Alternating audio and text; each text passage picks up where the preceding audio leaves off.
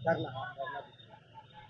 आज भारतीय जनजागरण गांधीवादी पार्टी का तत्वाधान में एक दिवसीय सांकेतिक धरना का कार्यक्रम रखा गया था, जिसमें प्रमुख रूप से हम लोग झारखंड में पेशा कानून को लागू कराने के लिए एक दिवसीय धरना प्रदर्शन का कार्यक्रम निश्चित किया था। और पेशा कानून के साथ 7 सूत्री मांग हम लोग का और भी है, जैसे स्कूली शिक्षा में सभी तरह के स्कूलों में सामान्य शिक्षा के साथ संविधान और पेशा कानून की भी पढ़ाई को शामिल किया, ताकि लोग संविधान को समझ सके, कानून को समझ सके, पेशा कानून क्या है उसको समझ सके, ताकि उसका उपयोग सही ढंग से कर पाए।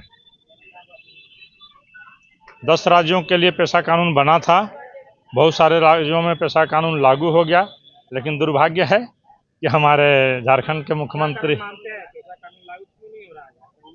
यहाँ का नेता लोग जो है सो विभाजनकारी नीति है जो कि पेशा कानून लागू नहीं होने दिया जा रहा है, समाज को बांटने के, जबकि पेशा कानून से सामाजिक समरसता बढ़ेगी। ये जो भारतीय जन जागरण गांधीवादी पार्टी है, 2019 में रजिस्ट्रेशन हुआ और हम लोग पहले से ही इसका बैठक वगैरह चाहे और कुछ संगठनात्मक का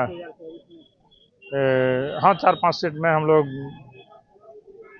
मतलब प्रत्याशी दिए थे, लेकिन कॉमन सिंबल नहीं मिलने के कारण बहुत अच्छा नहीं कर पाए। फिर भी सम्मानजनक हाँ वोट कुछ आया था। पार्टी तो जहां तक जाएगा वो तो जनता ले जाएगी।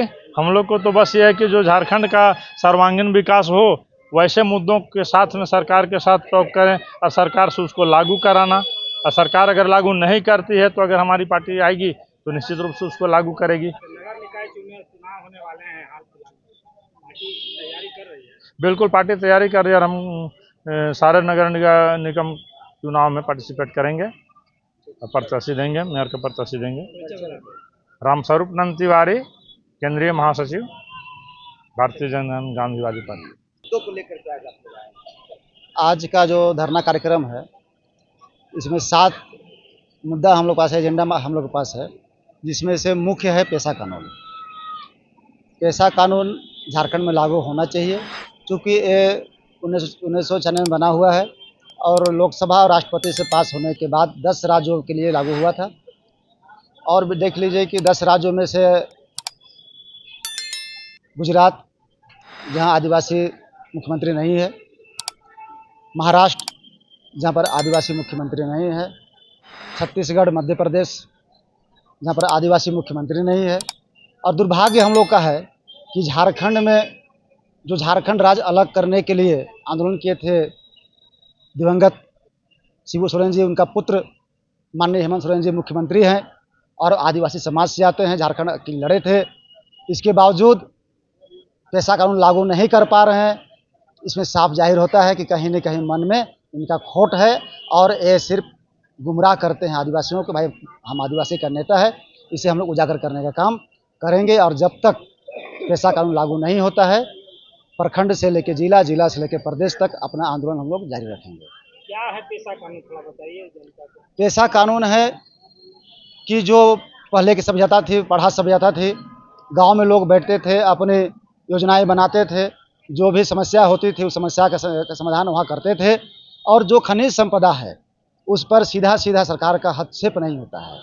खनिज संपदा पर भी अधिकार आपका ग्राम सभा को ही होगा, ग्राम सभा को पावर मिलेगा।